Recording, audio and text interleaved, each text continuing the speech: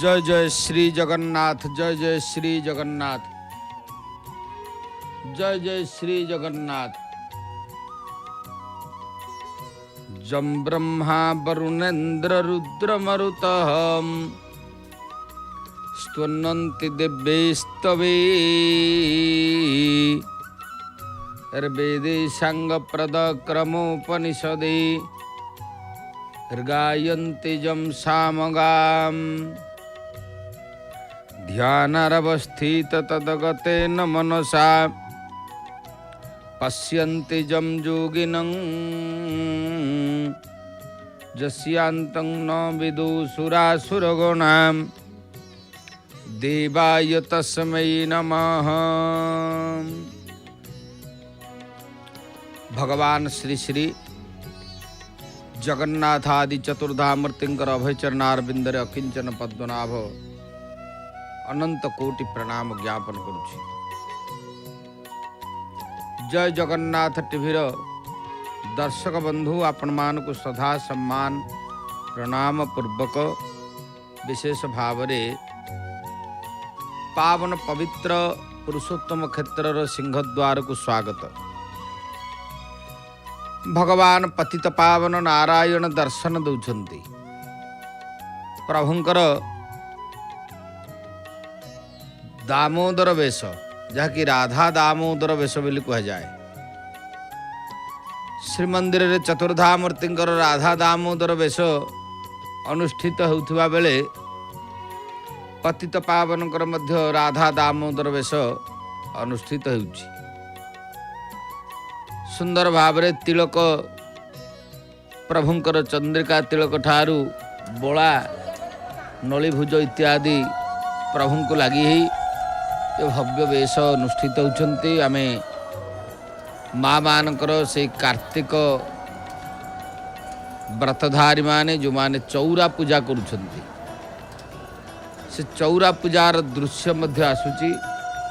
विशेष भावरे भगवान श्री जगन्नाथ महाप्रभुंकर पवित्र पावन पुरुषोत्तम क्षेत्र रे चौरा पूजा कह शुक्लांबरधरम विष्णु शशिवर्णम चतुर्भुजं प्रसन्न वदनम ध्याये सर्वविघ्नोपशान्तये व्यासाय विष्णुरूपाय व्यासरूपाय विष्णवे नमो वै ब्रह्मवेद्याय वसिष्ठाय नमो नमः।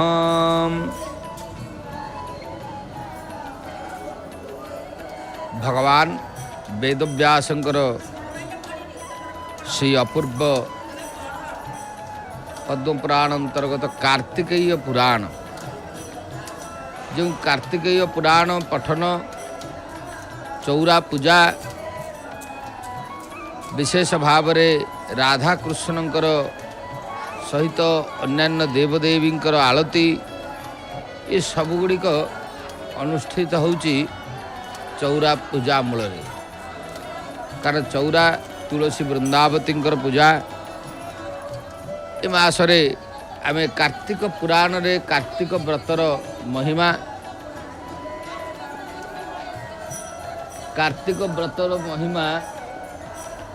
विशेष भावरे जहाँ को आम कार्तिक पुराण रे कार्तिक व्रतर महिमा संपर्क में भी आलोचना करिबा। तेबे जाऊ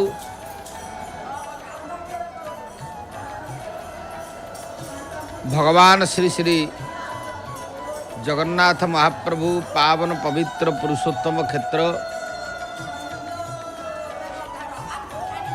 ठाकुरंकर जेते सबु विधि विधान रही ता भितरे ये गोटे अनन्य परंपरा। कारण नमो कमलनाभायो नमस्ते जलसायिने नमस्तु ऋषिकेशाय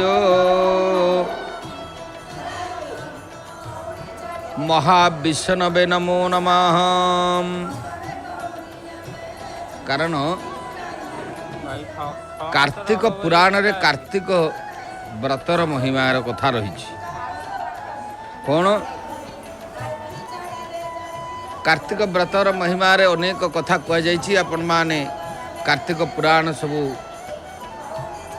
देखुंट कार्तिक व्रतधारी मानकर ये अपूर्व प्रकार पूजा पार्वण चली कहुई कार्तिकेय पुराणर कथा ये देव शर्मा चंद्रहुत्र मोक्षण बोली कहुए कहुई नमस्ते नमस्ते प्रभु देवदामोदर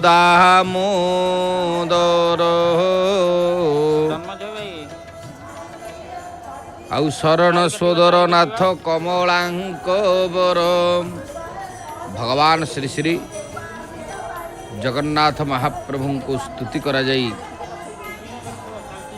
भगवान श्रीकृष्णकर पाद पद्म शरण पूर्वक कार्तिकेय पुराणर कथा कार्तिक पुराण भगवान अशेष ब्रह्मांड नाथ प्रभु जगज्योति जगत बंदन प्रभु अगतिर गति से जगतर अगतिर गति महाप्रभु से कहुई सुर सिद्धि मुनि आपणक पाद ध्याई चंद्र चंद्रार्के अमर होइछन्ति रही जो माने भगवान कर पाद पद्म को ध्यान करिछन्ति से माने निश्चित भाव रे तांकर से अमर हो जाइछन्ति प्रभुंकर जे शरणापन्न हो जाइछि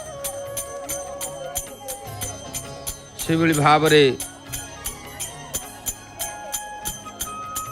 भगवान कर पाद पद्म रे निवेदन पूर्वक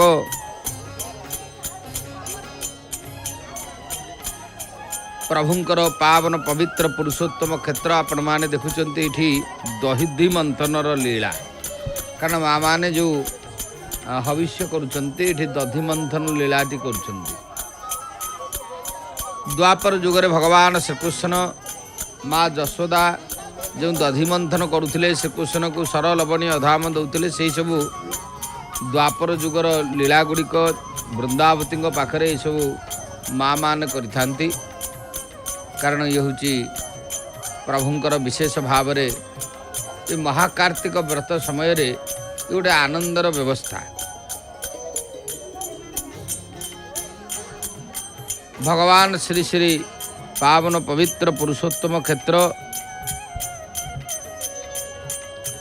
आमर कार्तिक मासरे स्नान को होचंती गुरुत्व दिया जाइछि 12 मास मध्य रे कार्तिक मास सार कार्तिक स्नान रे मिले वैकुंठपुर आउ से कार्तिक स्नान विधि सुर सुन परी माणी पद्म पुराण उत्तर खंडे जे बाणी ए पद्म पुराण अंतर्गत कार्तिकेय पुराण जो कार्तिक पुराण रे होचंती स्नानर कथा स्नान को होचंती विशेष भाव रे प्राधान्यता दिया जाइछि कार्तिक स्नान करन्ते पाप जाए नाशो इह जन्मे सुख अन्ते वैकुंठ वासो कार्तिक मासरे महाकार्तिक रे जो माने प्रातः काल रे स्नान करन्ती अंतकाल रे तांकु वैकुंठ रे वास मिले आउरी मध्य कह जाइछि धन जन गोप लक्ष्मी प्राप्त हुई वंश वृद्धि हुए रोग शोक न आसई धन जन गोप लक्ष्मी ये सबु मध्य परिवर्धित हुंती रोग शोक इत्यादि दूरभूत हुए कार्तिक व्रत ये सबुठारु श्रेष्ठ व्रत तेणु आउरी कहुई कहले गुरु हत्या ब्रह्म हत्या श्री स्त्री हत्या दोष कार्तिक स्नान करती पाप जाए नाश। विभिन्न प्रकार पाप नाश हुए ग्रह नक्षत्र दोषादि सबु हुए दूर कार्तिक स्नानर फल हिमंत प्रकार। कार्तिक स्नान रे विशेष भाव रे एभली भाव रे हुए जे ग्रह नक्षत्र दोष इत्यादि मध्य कटि थाए। तेणु आमे देखुचे भगवान श्री श्री जगन्नाथ महाप्रभुंकर पावन पवित्र पुरुषोत्तम क्षेत्र रे विशेष भाव रे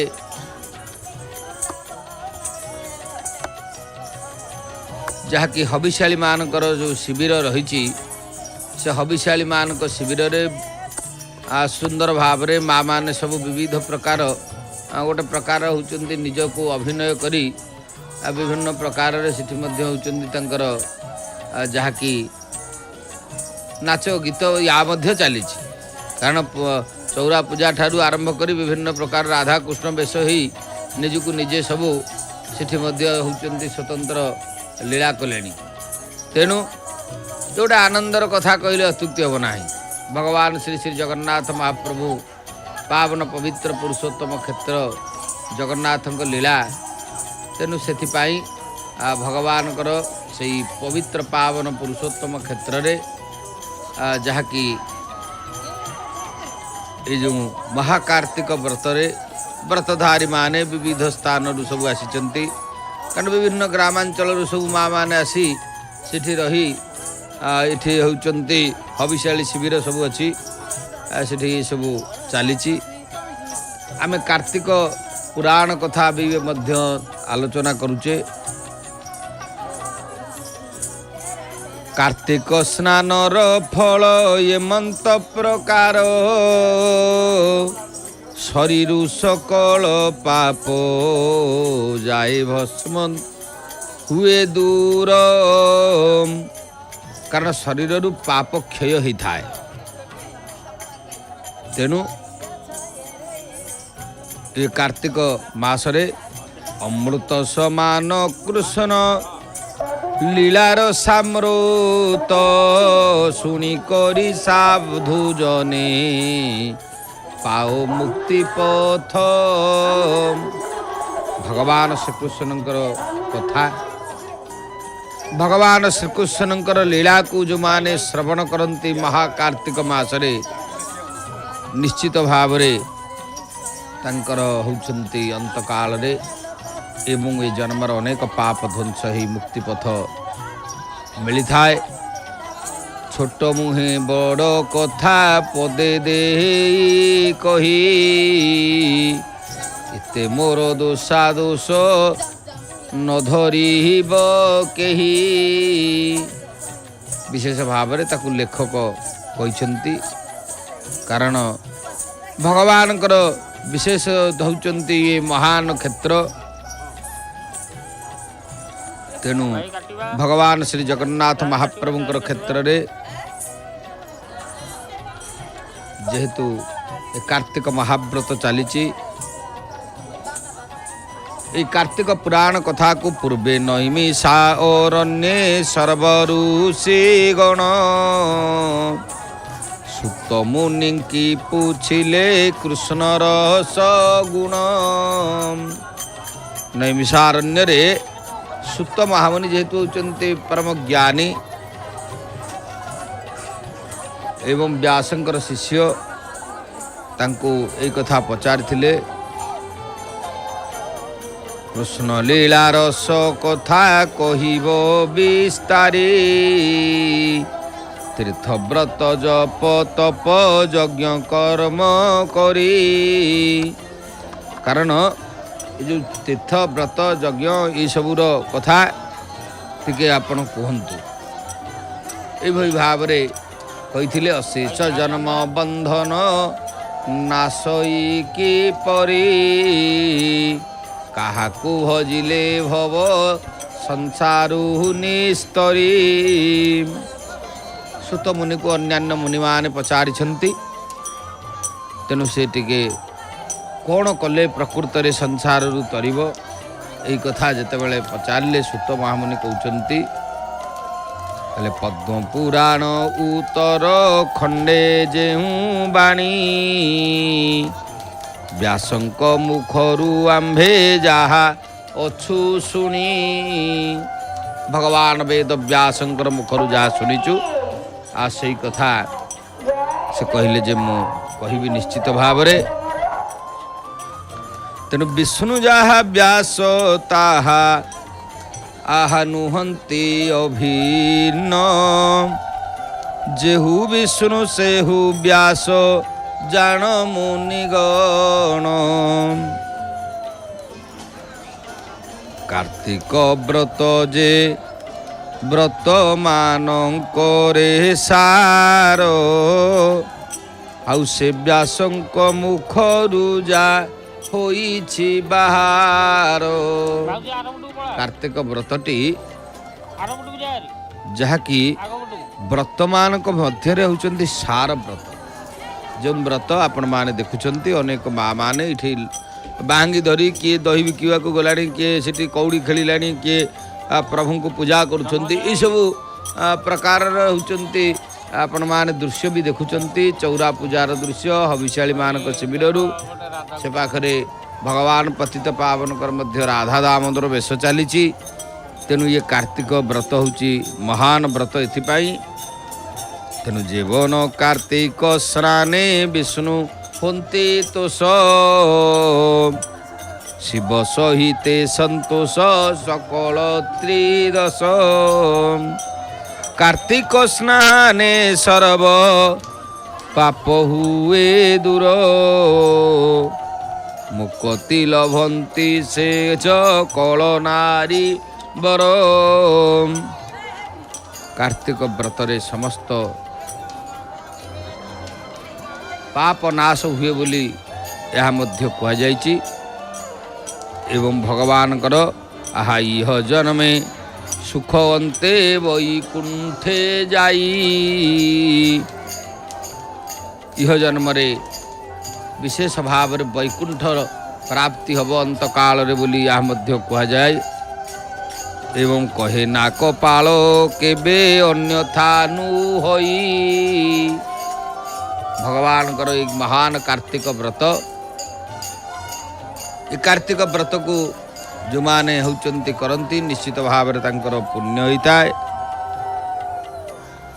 तेणु ये पूर्व कथा पूर्वे एक दिने कृष्ण सत्या संगे धरी गरुड़ आरोही गले दिग विजे करी। भगवान श्री कृष्ण पूर्व काल रे थरे गरुड़ पृष्ठ रे विराजमान करी गरुड़गामी मधुसूदन महाप्रभु सत्यभामा को सांगरे नहीं जाइछंती। एवं सत्यभामांकर इच्छा हुए जे स्थान से स्थान को चली जानती विनता नंदन। भगवान कर वाहन जेतु गरुड़ सी होचंती सत्यभामांकर जो स्थान को इच्छा हला से चलिले। तेणु विविध प्रकारे दुहे कथा भाषा होती कोमल वचने कृष्ण सत्या को भाषंती। एही परि चतुर्दश पुर भ्रमी गले उत्तम स्थान जेते को किछि न छाड़िले।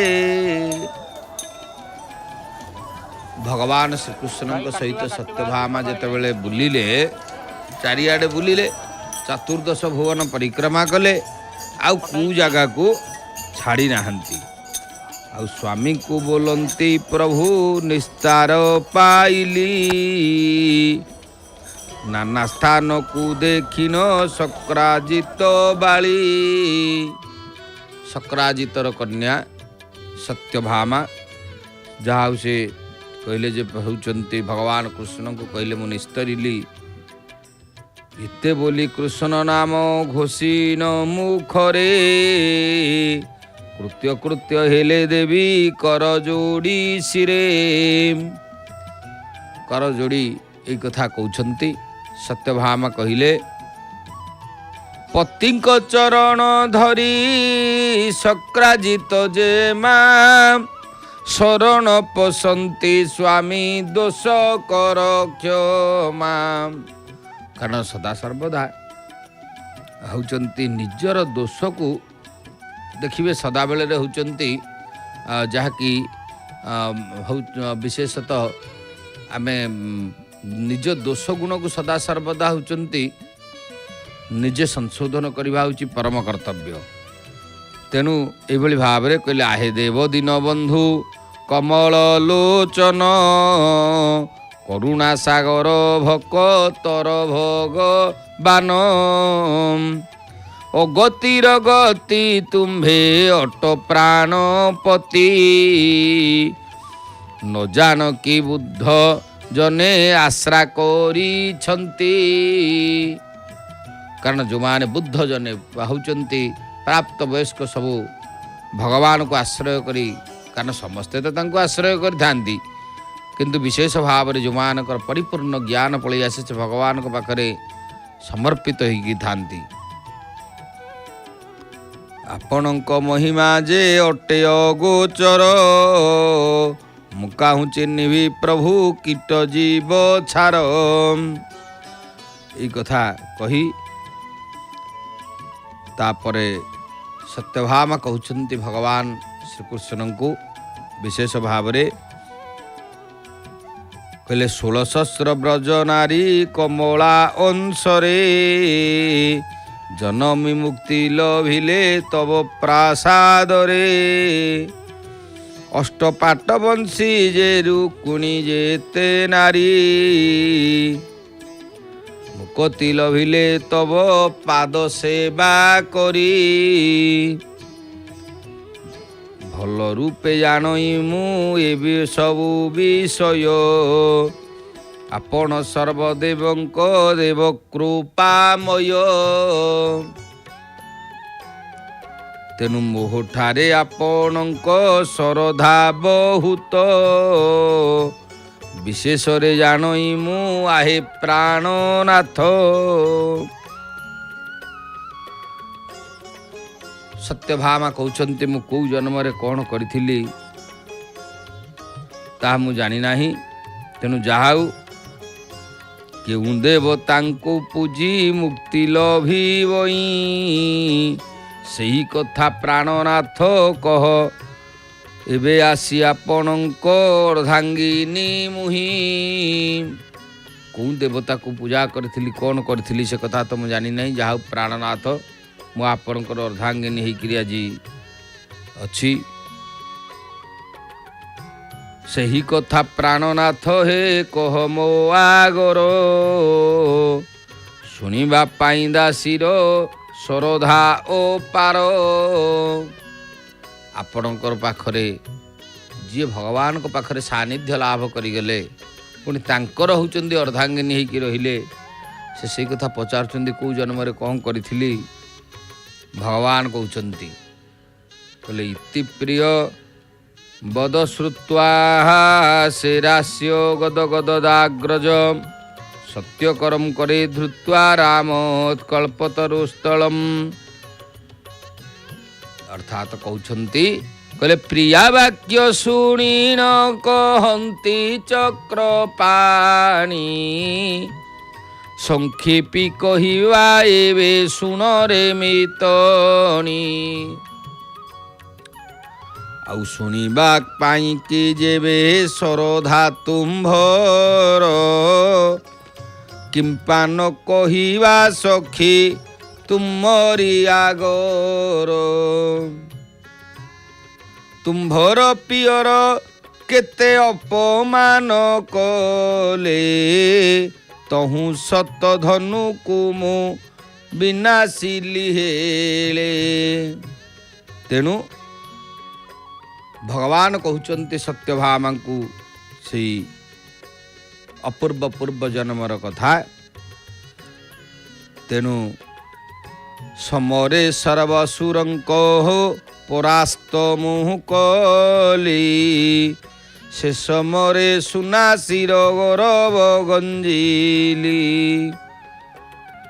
ସୁର ବୃକ୍ଷକୁ ପାଡ଼ି ରୋପିଲି ତୋ ପୁରେ, ସେ ଅମର ବୃକ୍ଷ ଯେ ରହିଲା ମର୍ତ୍ତ୍ୟପୁରେ।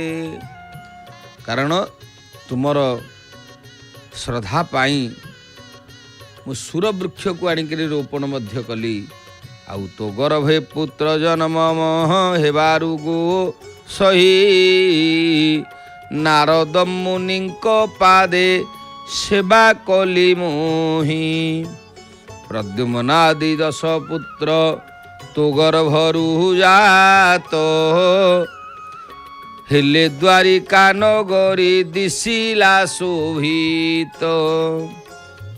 ମୋହଠାରେ ତୁମ୍ଭର ଗୋ ଶ୍ରଦ୍ଧା ପାର, ମୁହିଁ କି ତାହା ନ ଜାଣେ ଆରେ ରାମାବର। ତେଣୁ ଭଗବାନ ଶ୍ରୀକୃଷ୍ଣ କହୁଛନ୍ତି, ଭଗବାନ କହୁଛନ୍ତି ସତ୍ୟଭାମାଙ୍କୁ, ଏବେ ତୁମ୍ଭ ପୂର୍ବ ଜନ୍ମ ଚରିତ କହିବା, ତୁମ୍ଭ ମନରୁ ସକଳ ସନ୍ଦେହ ନାଶିବା। ଉତ୍ତମ ସ୍ଥାନକୁ ଏବେ ଚାଲ ରେ ସୁମୋହି, ସଂକ୍ଷେପି କହିବା ତୁମ୍ଭ ପୂର୍ବ ଜନ୍ମ ଫେଇ। ଯଦି ତମର ପୂର୍ବ ଜନ୍ମର କଥା ଶୁଣିବାକୁ ଇଚ୍ଛା ହେଉଛି, ତାହେଲେ ଗୋଟିଏ ଉତ୍ତମ ସ୍ଥାନକୁ ଯାଇ ସେଠି କଥାବାର୍ତ୍ତା ହେବା। ଆଉ ଏତେ ବୋଲି ପତି ପତ୍ନୀ ଗରୁଡ଼ ପୃଷ୍ଠରେ, ବସି ଯାତ୍ରା କଲେ ଶୁଭେ ଆକାଶ ମାର୍ଗରେ। ଦ୍ୱାରକାର ଉପବନେ ହୋଇଲେ ପ୍ରବେଶ, ଗରୁଡ଼ ପୃଷ୍ଠରୁ ଓହ୍ଲାଇଲେ ଋଷିକେଶ। ବୁଲି ବୁଲିକିରି ଯାଇ ପହଞ୍ଚିଲେ ଦ୍ୱାରିକାର ସେଇ ଅପୂର୍ବ ସ୍ଥାନରେ। ଦ୍ୱାରକାର ଅପୂର୍ବ ସ୍ଥାନରେ ପହଞ୍ଚି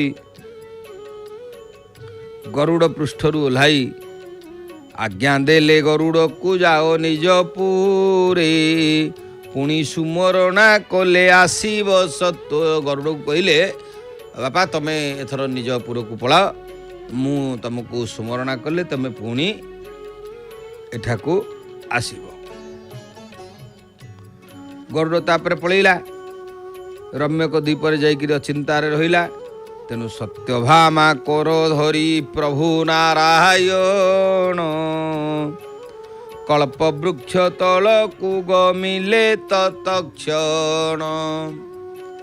ତେଣୁ ସେ ଦ୍ୱାରକାର ଉପବନ ଭିତରେ କଳ୍ପବୃକ୍ଷ, ସେତେବେଳେ କଳ୍ପବୃକ୍ଷ ଥାଏ, କାରଣ ସତ୍ୟଭାମାଙ୍କର ପ୍ରୀତି ଅର୍ଥେ କଳ୍ପବୃକ୍ଷକୁ ପ୍ରଭୁ ଆଣିଥିଲେ। ଅତି ସୁସଞ୍ଚ ସ୍ଥାନ ସେ ସର୍ବ ସୁନିର୍ମଳ, ଅବସନ୍ତରେ ବହଇ ବସନ୍ତ ଅନିଳ। ବଡ଼ ସୁନ୍ଦର ପରିବେଶ, ପବନ ବହୁଛି, ଟିକେ ଟିକେ ପୁଷ୍କରିଣୀ ଅଛି, ଆନନ୍ଦର ଗୋଟିଏ ପରିବେଶ ମଧ୍ୟରେ ବିଶେଷ ଭାବରେ ସତ୍ୟଭାମା ବସିଛନ୍ତି, ଭଗବାନ ଶ୍ରୀକୃଷ୍ଣ ବସିଛନ୍ତି। ସେ ପୁଷ୍କରିଣୀର ତଳେ ଆହା ଅଛି କଳ୍ପତରୁ, କେତେ ଯୁଗ ଗଲାଣି ସେ ବହୁତ କାଳରୁ। ବହୁ କାଳରୁ ପୁଷ୍କରିଣୀ ପାଖରେ କଳ୍ପବୃକ୍ଷଟି ବିରାଜମାନ କରିଛନ୍ତି। ଆଜି ଆମେ ଶ୍ରୀକ୍ଷେତ୍ରରେ ଯେଉଁ କଳ୍ପବୃକ୍ଷ ଦେଖୁଛେ ବିଶେଷ ଭାବରେ, ତେଣୁ ସେ କଳ୍ପବୃକ୍ଷ ସୁନ୍ଦର ଭାବରେ ଯାହାକି ହେଉଛନ୍ତି ଦିନେ ସେଇଠି ଥିଲା।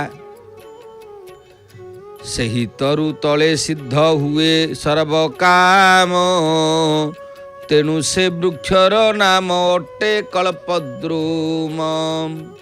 କଳ୍ପଦ୍ରୁମ ବା କଳ୍ପବୃଟର ମୂଳରେ ସବୁ କାର୍ଯ୍ୟ ହେଉଛନ୍ତି ପୂରଣ ହୋଇଥାଏ। ଦର୍ଶକ ବନ୍ଧୁ, କାରଣ ଯାହା ମନାସିବେ ତା ପାଇବେ, ଏଥିପାଇଁ ତାର ନାଁ ହେଉଛି କଳ୍ପବୃକ୍ଷ।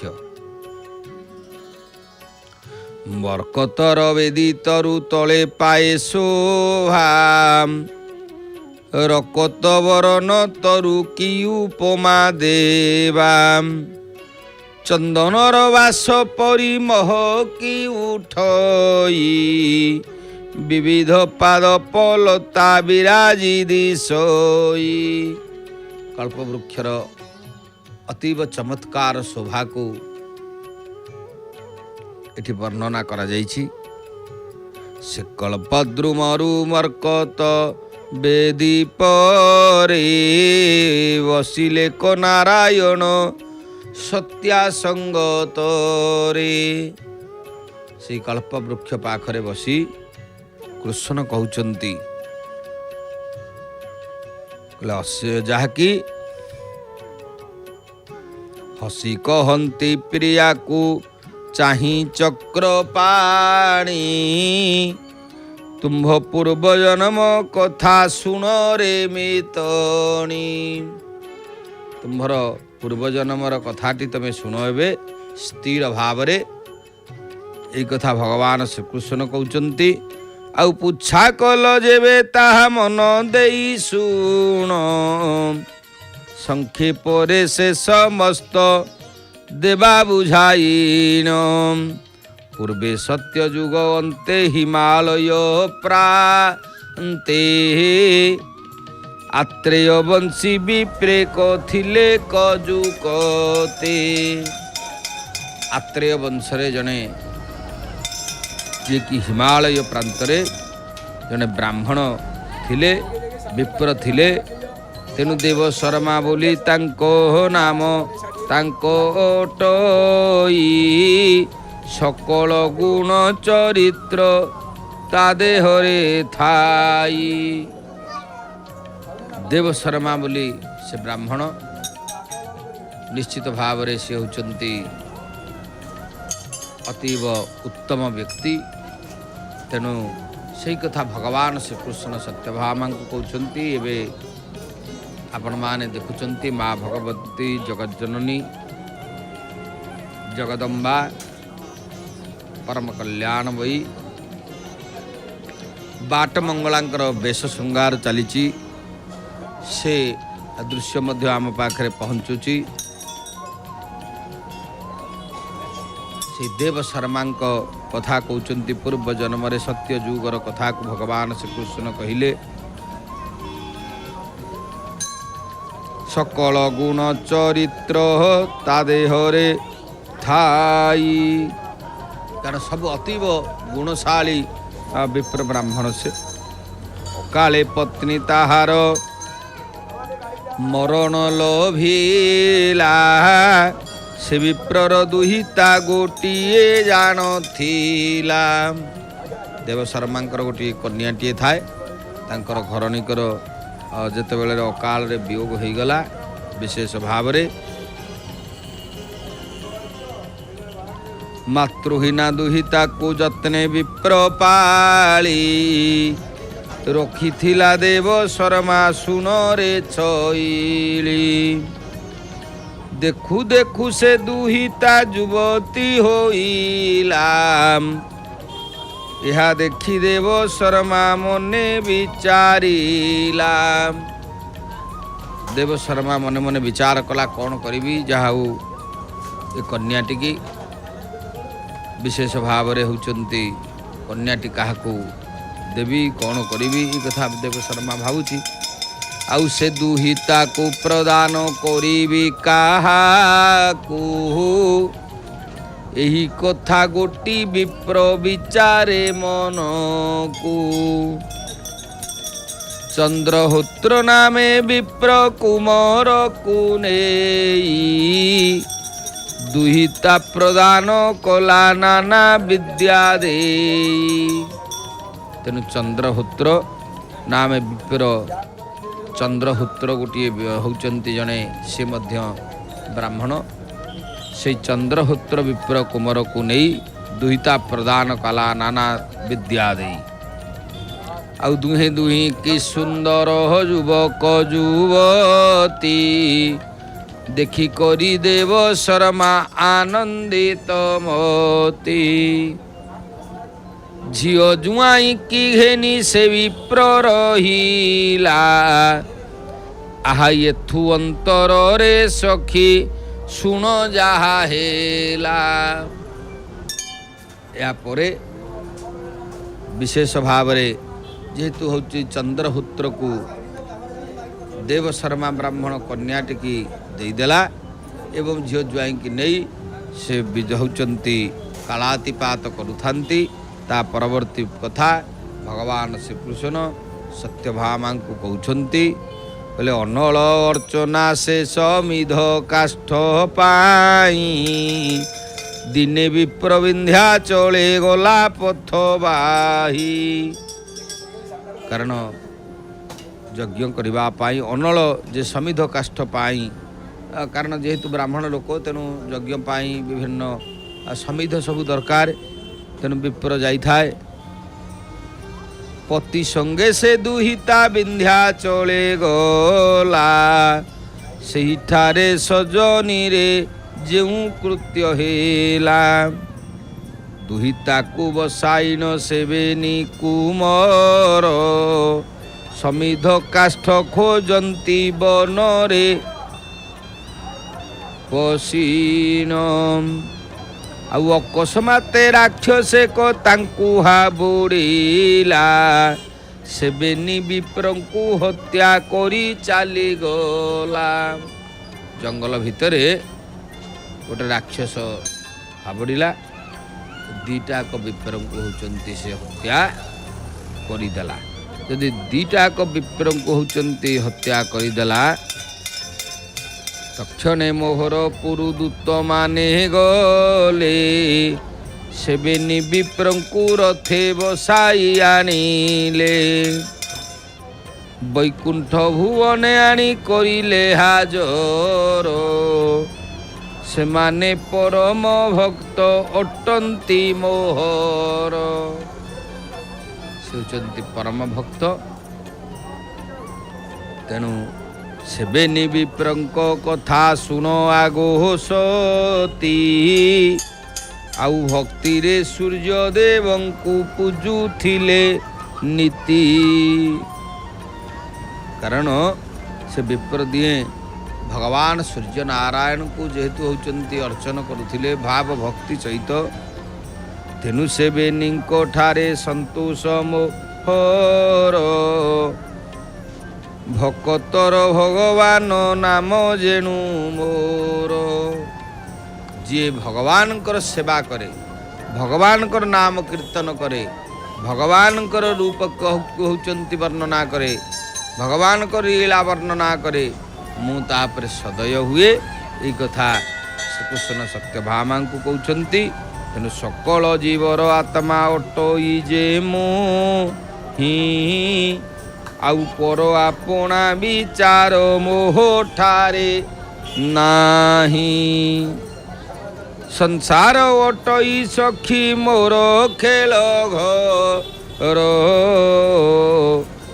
आहा पंचभूत आत्मा मुहि सकल लोकर धर्म बळेबेनी विप्र मुक्ति पाल पाइले शुणी करी सत्यभामा कृत्य कृत्य हेले। आउ पद्म पुराण उत्तर खंडरे ए बाणी भणे नाक पाल तरी जाओ कर्णे शुणी। तेणु विशेष भाव एबेनी विप्र मुक्ति पाई जाइछंती। तेणु विशेष भाव भगवान कृपा हेले सब किछि संभव। सत्यभामांकर पूर्व जन्मर कथा भगवान श्रीकृष्ण कहउचंती कहले निषाद गण निकटे रही देखुथिले ब्राह्मणी कन्या को जाई संदेश कहिले। जो निषाद माने सब देखी से माने जाइकरी ब्राह्मणी कन्या को ये जो कथा कहले कहले होमती कथा वर्तमान होचंती राक्षस आसिकरी मानकु मारिदेला एवं ଚନ୍ଦ୍ରହୂତ୍ରର ଘରଣୀ ଆଉ ଶୁଣିଏ ବାହାର ତା ଶୋକ ସାଗରେ ପଡ଼ିନ ଅତି ଆକୁଳିତା ପତି ପିଅର ମୃତ୍ୟୁରେ ହୋଇନ ଧୀର ଆଉ କାନ୍ଦଇ ତରୁଣୀ ମଣି ହୋଇ ଶୋକାତୁର। ବାପା ଏବଂ ହେଉଛନ୍ତି ପତି ଦିହାଙ୍କ ଯେହେତୁ ଚାଲିଗଲେ କାନ୍ଦିଲା ବସିକିରି ଆଉ କ'ଣ କରିବ। ଆହାରେ ଦାରୁଣ ଧାତା ମନ୍ଦ କର୍ମ କଲୁ ଏକା ସଙ୍ଗେ ପତି ପିଅରଙ୍କୁ ଘେନି ଗଲୁ ଏକାକିନି ହେଲି ମୋର ଗୃହେ କେହି ନାହିଁ କେଉଁ ପରକାରେ ରହିବଇ କେଉଁ ଠାଇ। ବାସ୍ତବ କଥା ଯେତେବେଳେ ବାପା ଚାଲିଗଲେ ପତି ଚାଲିଗଲେ କ'ଣ କରିବ ସିଏ। ଆପଣମାନେ ଚିନ୍ତା କରନ୍ତୁ ବାସ୍ତବରେ କେଡ଼େ ହେଉଛନ୍ତି ଦୁର୍ଦିନ ଅବସ୍ଥା। ଭଗବତୀ ମା ବାଟ ମଙ୍ଗଳାଙ୍କର ମଧ୍ୟ ତାଙ୍କର ସେବକମାନେ ବିଭିନ୍ନ ପ୍ରକାର ବେଶ କରୁଛନ୍ତି ଭଗବତୀଙ୍କୁ। ସେ ଦୃଶ୍ୟ ଆମେ ଦେଖୁଛେ। ଏ ପାଖରେ ଭଗବାନ ପତିତ ପାବନଙ୍କର ରାଧା ଦାମୋଦର ବେଶ ମଧ୍ୟ ଅନୁଷ୍ଠିତ ହେଲାଣି। ସେ ପାଖରେ ଚନ୍ଦ୍ରହୂତ୍ର ଦେବ ଶର୍ମା ଯେତେବେଳେ ଚାଲିଗଲେ ରାକ୍ଷସ ମାରିଦେଲା ତାଙ୍କର ସେଇ ଏକାକିନୀ ହେଇକିରି ଯିଏକି ଚନ୍ଦ୍ରହୂତ୍ରର ଘରଣୀ କାନ୍ଦୁଛି କେଉଁ ପରକାରେ ରହିବଇ କେଉଁ ଠାଇ ଆଉ ଅଳପ ବୟସେ ଆସି ବିପଦ ପଡ଼ିଲା ଘୋରବନେ ରହିବି ଆଖି ଖୋଳି ନେଲା କି ବୁଦ୍ଧି କରିବି ବୁଦ୍ଧି ବାଟ ନ ଦିଶଇ ଧିକ ଜୀବନ ମୋର ଆରେ ମନ୍ଦ ବିହି। ଏକଥା ନିଜକୁ ନିଜେ ଧିକାର କରୁଛି। ଦୁଃଖର ସମୟ କେମନ୍ତ ପ୍ରକାରେ ଦିନ ଯିବ ଏ ସହୟଳେ ନ ଯାଇ ଜୀବନ କିମ୍ପା ରହିଅଛି ହେଳେ। ଚିନ୍ତା କରୁଛି ଯେ ମୁଁ ଏକୁଟିଆ ରହି ଆଉ କ'ଣ କରିବି। ମୋ ଜୀବନ କାହିଁ ଗଲାନି କି ଦୁଃଖ ପଡ଼ିଲା। ଆହେ ପିତା ମୋତେ ଛାଡ଼ି କେଉଁ ଆଡ଼େ ଗଲ କ୍ଷଣେ ନ ଦେଖିଲେ କେତେ ଦୁଃଖ ପାଉଥିଲ। ମୋତେ ମୁରୁଛି ନ ପାରି ବ୍ରାହ୍ମଣ ପୁତ୍ରକୁ ଘରକୁ ଆଣି ବିବାହ କରିଦେଲ ତାକୁ ପରକୁ ମୋରକୁ ଗୃହେ ରଖି ଯତ୍ନେ ପାଳି ବିବାହ କରିଦେଇ ମୁଇଁ ଅଚିନ୍ତେ ରହିଲି। ସେ ମୋହର ସ୍ୱାମୀ ମୋତେ ଗଲେ ଛାଡ଼ି ଦେଇ କିପରି ଜୀବନ ଧରି ରହିବି ମୁଁ ଯେ ମୁହିଁ। ଉଭୟ କୂଳକୁ ଏବେ ହେଲା ଜ୍ଞାତି ଶୂନ୍ୟ ଆହା ଏଥିପାଇଁ କିଏ ଦେବ ଜଳ ତିଳ ଦାନ। ପ୍ରେତ କାର୍ଯ୍ୟ ଆଉ କେ କରିବ ସମାପନ ଏତିକି ଭାଳି କେବଳ ରଖିଛି ଜୀବନ। ଏ କାର୍ଯ୍ୟ କିଏ କରିବ। ଦୁର୍ଦିନ ପହଞ୍ଚିଲା ସ୍ୱାମୀ ଚାଲିଗଲା ବାପା ଚାଲିଗଲେ। ଏହି ଅବସ୍ଥାରେ ଚନ୍ଦ୍ରହୂତ୍ରର ସ୍ତ୍ରୀ ହେଉଛନ୍ତି ଶୋକ ଭରା ହେଇ କାନ୍ଦୁଛନ୍ତି। ବିଷ୍ଣୁଙ୍କର ମାୟା ଏ ସଂସାର ଖେଳ ତାଙ୍କ ବି ନୂଆ ଗତି ଅଛି ବା କାହାର। ଏ ବିଷ୍ଣୁଙ୍କର ମାୟା ଏ ବିଷ୍ଣୁଙ୍କର ମାୟାକୁ ବା କିଏ ଜାଣିଛି। ତାଙ୍କ ବିନୁ କାହାର ଗତି ନାହିଁ। ଆଉ କି କରିବି ଦୁଃଖ କହିବି କାହାକୁ ସଜ ହେଲା ନିଜେ ପ୍ରେତ କାର୍ଯ୍ୟ କରିବାକୁ। ଦେଖିଲା ଆଉ ଇଏ ପ୍ରେତ କାର୍ଯ୍ୟ ବା କିଏ କରିବ। ବାଧ୍ୟ ହେଇକିରି ସେଇ କନ୍ୟାଟି ପ୍ରେତ କାର୍ଯ୍ୟ କରିବା ପାଇଁ ଥୟ କଲା। ଆନନ୍ଦରେ ପ୍ରେତ କାର୍ଯ୍ୟ ସମାପନ କଲା ପ୍ରଭୁ ପାଦେ ଚିତ୍ତ ରଖି ବିଷ୍ଣୁଙ୍କୁ ଭଜିଲା।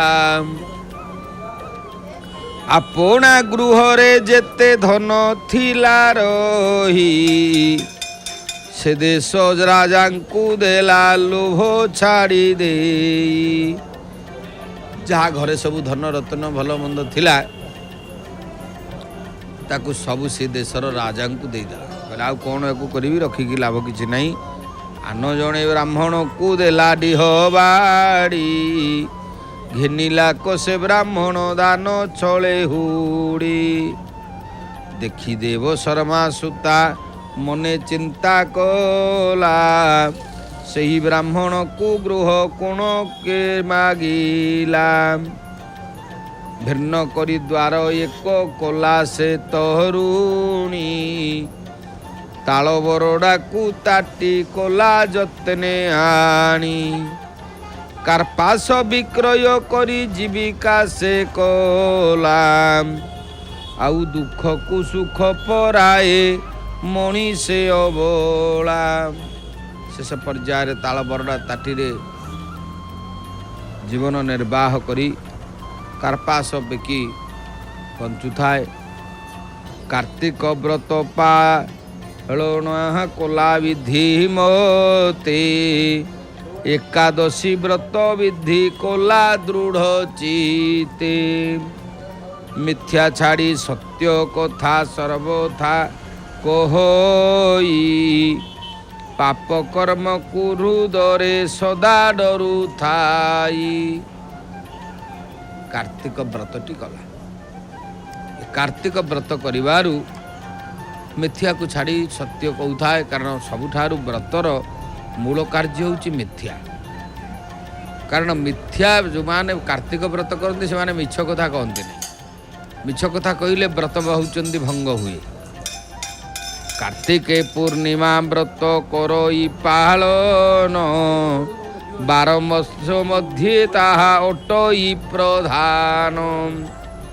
ପ୍ରାତଃକାଳେ ସ୍ନାନ ସାରି ଶୁଚିମନ୍ତ ହୋଇ ବିଷ୍ଣୁ ଶିବ ନାମକୁ ମୁଖେ ଦୃଢ଼େ ଭଜୁଥାଇ। ପ୍ରାତଃକାଳରୁ ସ୍ନାନ କରି ଭଗବାନ ବିଷ୍ଣୁ ଭଗବାନ ଶିବ ଏବଂ ହେଉଛନ୍ତି ଦେବତାମାନଙ୍କ ନାଁକୁ ଭଜନ କୀର୍ତ୍ତନ କରୁଥାଏ। ବିଷ୍ଣୁଙ୍କର ପ୍ରିୟ ଯେ କାର୍ତ୍ତିକ ମହାବ୍ରତ ଯତନେ ପାଳଇ ଦେବୀ ହୋଇ ଦୃଢ଼ ଚିତ। ଆଉ ଯଥା ବିଧାନରେ ଉପବାସ ସେ କରଇ ଏକାଦଶୀ ବ୍ରତ ଗୋଟି ଯତନେ ପାଳଇ। ନିଜ ଆଶ୍ରମେ ତୁଳସୀ ବୃକ୍ଷେ ସ୍ଥାପିଲା ପ୍ରାତ ସାୟଂକାଳେ ତହିଁ ଦୀପଦାନ କଲା। କାର୍ତ୍ତିକ ମାସରେ ଦୀପଦାନଟା ହେଉଛନ୍ତି ସବୁଠାରୁ ଶ୍ରେଷ୍ଠ। ଆଉ ପଞ୍ଚବର୍ଣ୍ଣ ମୁରୁଜରେ ଲଗାଇ ବୃକ୍ଷ ମୂଳେ ଦୀପଦାନ ଦିଏ ଜାଳି ପ୍ରାତ ସାୟଂକାଳେ। ବାସ୍ତବ ପଞ୍ଚବର୍ଣ୍ଣ ମୁରୁଜରେ ସ୍ୱତନ୍ତ୍ର ଭାବରେ, କାରଣ ଆପଣମାନେ ଦେଖୁଛନ୍ତି କାର୍ତ୍ତିକ ମାସର ଯେଉଁ ବ୍ୟବସ୍ଥା, ବିଭିନ୍ନ ପ୍ରକାର ମୁରୁଜରେ ସବୁ କୋଠି କାଟି ମା' ମାନେ ବ୍ରତ କରୁଛନ୍ତି। ସେଇଭଳି ଭାବରେ ଚନ୍ଦ୍ରହୋତ୍ରର ଘରଣୀ ସେ ମଧ୍ୟ ସେଇଭଳି ଭାବରେ କଲା। ହବିଷ୍ୟ ଅର୍ଣ୍ଣ କେବଳ କରଇ ଭୋଜନ ନିନ୍ଦିତ କର୍ମାଦି ସବୁ କୋଲାକ ବର୍ଜନ। କୌଣସି ପ୍ରକାର ନିନ୍ଦିତ କର୍ମ ନ କରି କାର୍ତ୍ତିକ ବ୍ରତକୁ ଶୁଦ୍ଧପୂତ ଭାବରେ କରିବା ପାଇଁ ଯେତେବେଳେ ଚିନ୍ତା କରିଛି, ସେ କାର୍ତ୍ତିକ ବ୍ରତ ସୁନ୍ଦର କଥା କହିଲେ। ତୃଣ ଶଯ୍ୟାରେ ଶୟନ କଲା ନୀତି ପ୍ରତି ନିଷ୍ଠା ପର ବ୍ରତେ ପାଳେ ଦେବୀ ଗୁଣବତୀ। ତୃଣ ଶଯ୍ୟାରେ ବିଶେଷ ଭାବରେ ହେଉଛନ୍ତି ଶୟନ କରିଛି ଏବଂ ଶୟନ କରି ସୁନ୍ଦର ଭାବରେ ନୀତି ହେଉଛନ୍ତି ସେଇ ବ୍ରତକୁ ଭଗବାନଙ୍କ ପାଖରେ ହେଉଛନ୍ତି ନିଷ୍ଠାର ସହିତ କରି। ଏହିପରି ଅରକାରେ ତହୁଁ କିଛି ଦିନ ଗଲା ଅକସ୍ମାତ ଅଙ୍ଗେ ତାର ଜ୍ୱର ପ୍ରବେଶିଲା। ଏମିତି କିଛି ଦିନ ଚାଲିବା ଭିତରେ ତାକୁ ଗୋଟେ ଜ୍ୱର ଆସିଲା ମଝିରେ। ଯେତେବେଳେ ଜ୍ୱର ଆସିଲା, ଅକସ୍ମାତ ଜ୍ୱର ଆସିଲା। କାର୍ତ୍ତିକ ମାସର ଶୀତ ଅତି ଭୟଙ୍କର, ଆଉ ପ୍ରାତଃକାଳେ ସ୍ନାନ ସାରେ ହୋଇନ ନିଷ୍ଠୁର। ଯେହେତୁ ସକାଳୁ ସକାଳୁ କାର୍ତ୍ତିକ ମାସରେ ଗାଧେଇ ପ୍ରତ୍ୟେକ ଦିନ ଚାଲିଲା, ତା ଭିତରେ ତାର ଜ୍ୱର ଆସିଲା। ଜ୍ୱର ଯେତେବେଳେ ବଢ଼ିଲା, ଜଠର ଅଗ୍ନି ତାହାର ତେଜହୀନ ହେଲା, ଆଉ ଦିନୁ ଦିନୁ ରୋଗ ତାର ଶରୀର ବ୍ୟାପିଲା। ବିଶେଷ ଭାବରେ ରୋଗଟା ଆସ୍ତେ ଆସ୍ତେ ବଢ଼ିଲା। ରୋଗ ଯେତେବେଳେ ବଢ଼ିଲା, ପ୍ରବଳ ଜ୍ୱର ଦେହରେ କମ୍ପିନ ଉଠଇ, ତଥାପି ବ୍ରତ ପାଳନେ ହେଳା ନ କରଇ। ଯେଡ଼େ ଜୋର ଜ୍ୱର ହେଲେ ମଧ୍ୟ ସେ ବ୍ରତରେ କେବେ ହେଲେ ହେଳା କରିନି। ବ୍ରତଟା ସେଇଭଳି ଭାବରେ ମଧ୍ୟ ପାଳନ କରୁଛି, କାରଣ ବ୍ରତ କାଳେ ଭଙ୍ଗ ହୋଇଯିବ, ସେଥିପାଇଁ ତାର ବିଶେଷତଃ ଧ୍ୟାନ ଥାଏ। ଏଥିପାଇଁ ବ୍ରତ ଭଙ୍ଗ ହେବ ଭାବି ହେଉଛନ୍ତି ବ୍ରତ କରୁଥାଏ। ନିତ୍ୟ ପ୍ରଭାତରେ ବାଳା ଅଳସ ନ କରେ, ଆଉ ହିମ ଜଳେ ସ୍ନାନ କରେ ସୁର ନଦୀ ତୀରେ। ଯେଡ଼େ ଜୋର ଥଣ୍ଡା ହେଲେ ମଧ୍ୟ, କାରଣ ସବୁଠାରୁ ନଦୀରେ ସ୍ନାନ ହେଉଛନ୍ତି ଶ୍ରେଷ୍ଠ ସ୍ନାନ। ସେଥିପାଇଁ ବିଶେଷ ଭାବରେ ବ୍ରତଧାରୀମାନେ ନଦୀରେ ସ୍ନାନ କରିଥାନ୍ତି। ଆଉ ଅକସ୍ମାତ ଅଙ୍ଗରେ ଘୋଟିଲା ଶନିପାତ, ଶରୀରୁ ପ୍ରାଣ ତାହାର ହେଲା ଅନ୍ତର୍ହିତ। ଯେତେବେଳେ ତାର ଶରୀରରୁ ପ୍ରାଣ ଛାଡ଼ିଗଲା, ବିଶେଷ ଭାବରେ ଆଉ ଉପାୟ ନ ପାଇ ଆତ୍ମା ପୁରୁଷ ତାହାର ଜାଜୁଲ୍ୟ ମୂରତି, ଧରି ହେମମୟ ରଥେ ବସିଲା କଧାତି। ମଙ୍ଗଳ ଧ୍ୱନି କରିନ ବିଷ୍ଣୁ ଦୂତ ମାନେ, ଆଉ ରଥେ ବସାଇ ଚଳିଲେ ବୈକୁଣ୍ଠ ଭୁବନେ। ତେଣୁ ବୈକୁଣ୍ଠ ଭୁବନକୁ ନେଇଯାଇଛନ୍ତି। ଏଇଠି ଆମେ ଆଜି ଏ କାର୍ତ୍ତିକ ପୁରାଣ କଥା ରଖିବା ଏବଂ ଆଜିର ଯେଉଁ ଆମର ଜାଣିବା